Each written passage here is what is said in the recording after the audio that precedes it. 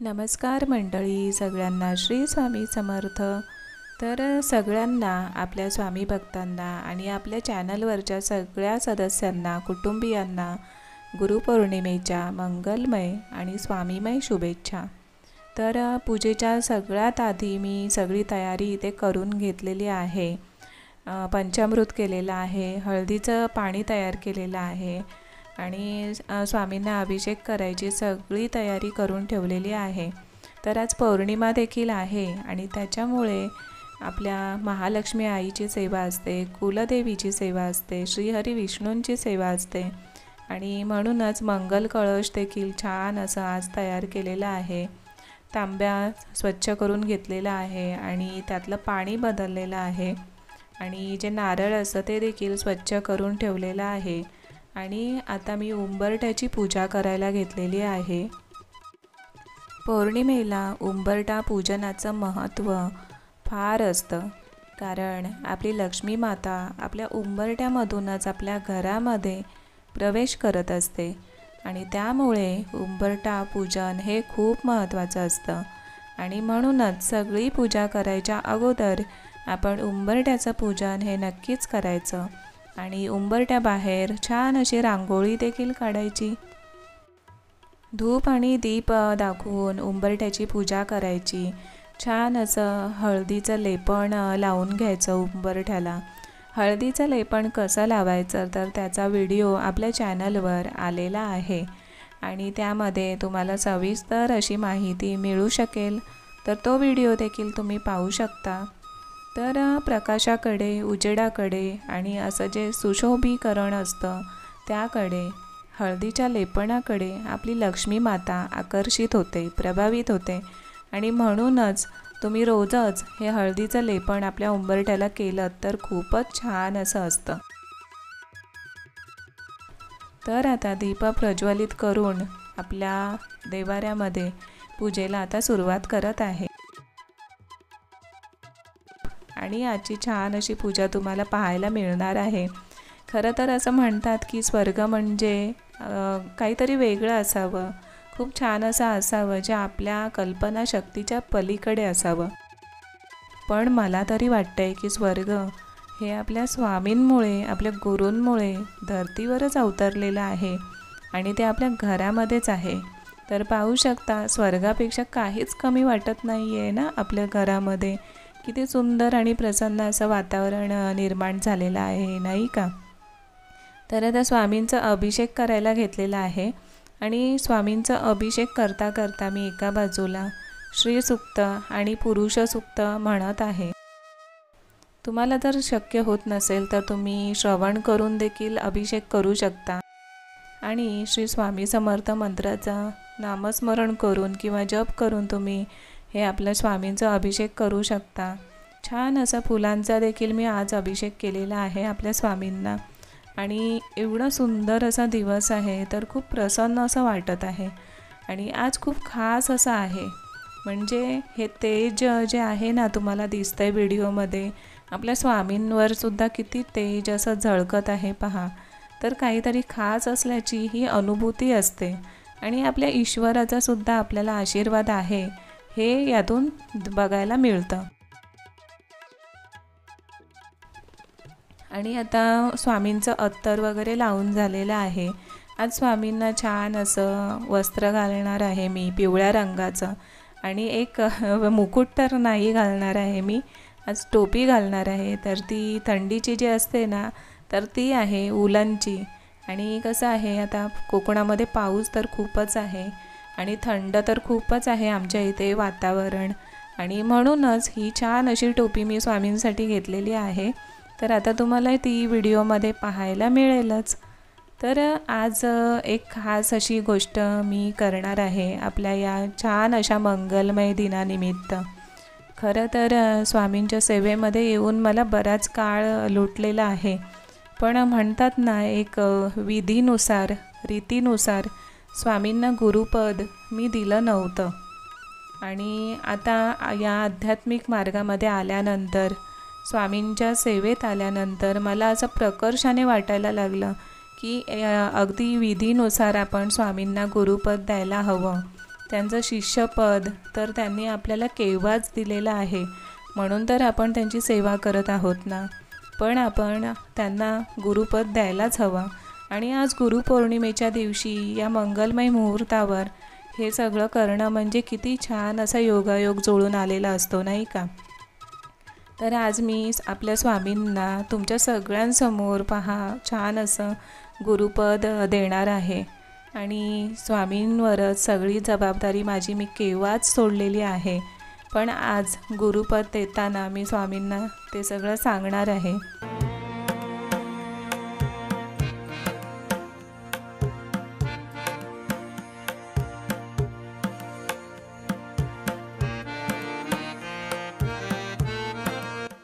आता स्वामी छान असे तयार झालेले आहेत आणि त्यांच्या जागेवर आसनस्थ झालेले आहेत.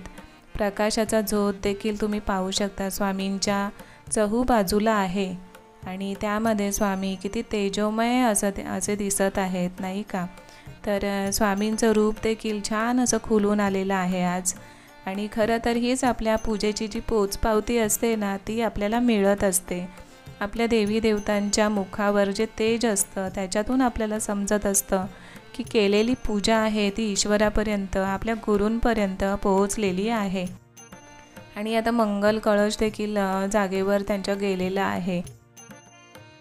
आज खायची पानं वगैरे मी आणली होती, तर ती आपल्या नारळाच्या भोवती लावलेली आहेत, जेणेकरून नारळ हे थंड राहतं. कारण खायची पानं जी असतात ना, विड्याची पानं, तर ती थंड असतात. आणि आता सगळ्या देवाऱ्यामध्ये देवी देवतांना फुलं अर्पण करत आहे.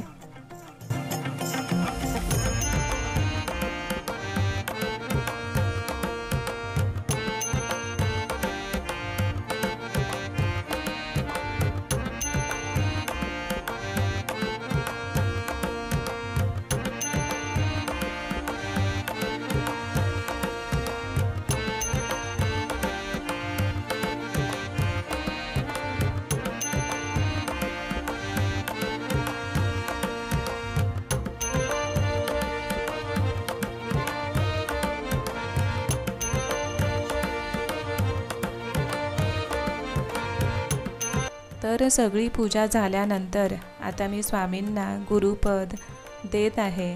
तर इथे पाहू शकता तुम्ही, नारळ घेतलेला आहे मी एक हातामध्ये आणि त्यावर हळदी कुंकू अक्षदा वाहिल्या, गुलाबाचं फूल ठेवलं आणि ते आता स्वामींपुढे धरलेलं आहे मी माझ्या हातामध्ये.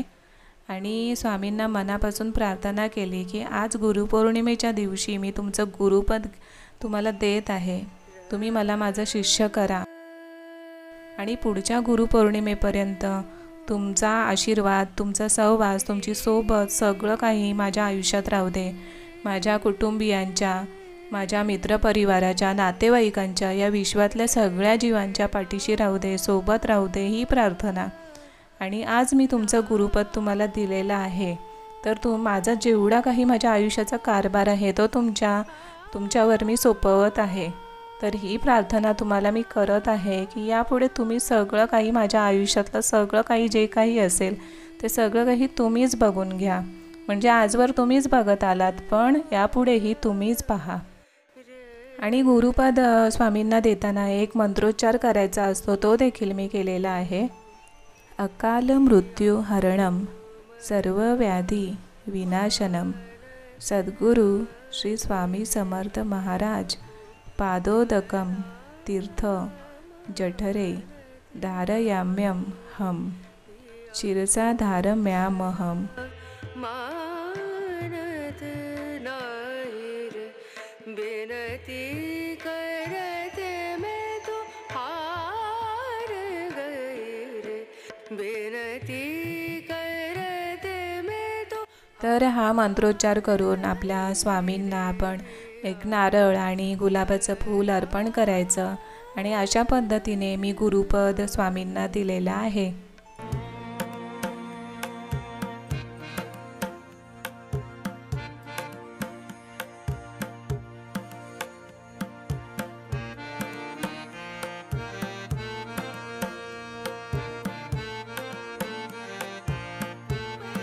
तर आज ग्रंथांची सुद्धा पूजा केलेली आहे. कारण ग्रंथच आपल्याला आपल्या गुरूंपर्यंत पोहोचवण्याचा मार्ग सुखकर करत असतात. त्याच्यामुळे ग्रंथांची पूजासुद्धा खूप महत्त्वाची असते. कारण ग्रंथांमध्येच आपण आपल्या गुरूंची प्रचिती ऐकतो, वाचतो आणि त्यामुळेच आपल्याला समजतं की गुरूंचा महिमा किती अपरंपार आहे, नाही का? कारण आपण श्री गुरुचरित्र अध्यायाचं पारायण करतो आणि श्री स्वामी चरित्र सारामृताचं देखील पारायण करतो. नेहमीच आपण नित्यसेवेमध्ये सुद्धा हे सगळं काही करत असतो. तर त्यातून आपल्याला आपल्या गुरुपर्यंत पोहोचण्याचा मार्ग सुखकर होतो. आणि म्हणूनच ग्रंथ हे आपल्या आयुष्यामध्ये तेवढेच महत्त्वाचे असतात. आणि म्हणून गुरुपौर्णिमेच्या दिवशी किंवा कुठल्याही सणासुदीच्या दिवशी किंवा अधूनमधून कधीही आपण ग्रंथांची पूजा देखील करायची. आई वडिलांनी आपल्याला जन्म दिलेला असतो आणि त्यामुळे आई वडिलांसारखे गुरु देखील आपल्या आयुष्यामध्ये खूप महत्त्वाची भूमिका बजावत असतात. खरं तर आपले गुरु, पहिले गुरु हे आपले आईवडीलच असतात. पण म्हणतात ना, सगळं काही असून सुद्धा आपल्याला आध्यात्मिक गुरूंची सुद्धा खूप महत्त्वाची गरज असते. आणि म्हणूनच स्वामी नामाची सोबत ज्यांना मिळाली त्यांचं आयुष्य खऱ्या अर्थाने सुखकर झालं. आणि म्हणूनच सगळी नाती असतानासुद्धा आपल्या आयुष्यामध्ये बरेच मार्गदर्शक असतानासुद्धा आध्यात्मिक गुरूंची देखील आपल्याला फार गरज असते. आणि मी स्वतःला नशीबवान समजते की माझ्या आयुष्यामध्ये स्वामींनी मला त्यांचं शिष्य बनवलं, मला त्यांच्या सेवेत आणलं. तर आता नैवेद्य दाखवून झालेलं आहे. एक ताट आहे आपल्या स्वामी महाराजांचं, एक ताट आहे आपल्या संपूर्ण देवाऱ्यातील देवी देवतांचं आणि एक ताट आहे आपल्या राधाकृष्णाचं. कारण राधाकृष्णाचं मंदिर हे बाजूला तयार केलेलं आहे. तुम्हाला नेहमीच आपल्या व्हिडिओमध्ये ते दिसतच असेल. तर त्यांच्यासाठी मी नेहमीच एक ताट वेगळं काढून ठेवते. तर अशा पद्धतीने नैवेद्य देखील अर्पण केलेला आहे आपल्या सगळ्या देवी देवतांना. तर आजच्या नित्यसेवा देखील करायच्या आणि आजची जी काही वेगळी सेवा असते जसं की लक्ष्मी मातेची, श्री हरी विष्णूंची, आपल्या स्वामींची, तर ती सगळी काही मी केलेली आहे. आणि तुम्हाला काही शक्य होत नसेल तर आपल्या गुरूंचं जे मंत्र आहे ना, श्री स्वामी समर्थ, हे चमत्कारिक मंत्र आपण नामस्मरण केलं त्याचं किंवा जप केलं तरीसुद्धा चालेल. आणि जेवढं श्रवण करता येईल, पठण करता येईल तेवढं सगळं काही करायचं. तर आजच्या नैवेद्यामध्ये मी खीर देखील बनवलेली आहे, गोडमध्ये जिलेबी आहे आणि बेसनाचे लाडू स्वामींना अत्यंत प्रिय आहेत, तर ते देखील बनवलेले आहेत. म्हणजे पूजा होईपर्यंत बराच वेळ झाला, सगळं काही होईपर्यंत. तरीसुद्धा स्वामींनी माझ्याकडून हे सगळं काही करून घेतलेलं आहे. म्हणजे मला वाटलं नव्हतं की जेवण पण मी एवढ्या लवकर एवढं सगळं करू शकेन, पण स्वामींनी सगळं काही माझ्याकडून करून घेतलेलं आहे. म्हणजे पूजा अर्चना आणि बाकीचं देखील सगळं काही झालेलं आहे.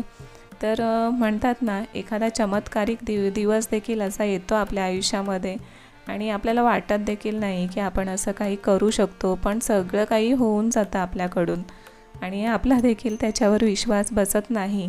पण मनाची इच्छा असेल ना, प्रबळ इच्छाशक्ती, तर सगळं काही होऊ शकतं. म्हणूनच नेहमी सकारात्मक राहा. आणि आजचा दिवस तुम्हाला देखील खूप छान असा गेलाच असणार. तुम्ही देखील छान छान अशी पूजा केली असणार. तर तुम्हाला जेवढं शक्य होत असेल तेवढं तुम्ही ईश्वराचं करा, आपल्या गुरूंचं करा. कारण गुरूंचं केलं तर ती सेवा ईश्वरापर्यंत देखील नक्कीच पोहोचते. कारण आपलं ईश्वर आणि आपण याच्यामध्ये असतात ते म्हणजे आपले गुरु. आणि गुरूंमुळे आपल्या जगण्याला बराच असा अर्थ मिळतो. तर संध्याकाळ आता झालेली आहे. संध्याकाळचा चहा घेते आहे मस्त असा, कारण थोडंसं थकायला पण झालेलं आहे, पण हरकत नाही. पण आजचा दिवस छानच गेलेला आहे. तर मग आजचा व्हिडिओ तुम्हाला कसा वाटला नक्की सांगा. आवडला असेल तर लाईक शेअर करा आणि चॅनलवर नवीन असाल तर चॅनलला सबस्क्राईब केल्याशिवाय जाऊ नका. भेटूया पुढच्या छान अशा व्हिडिओमध्ये. तोपर्यंत सगळ्यांना श्री स्वामी समर्थ.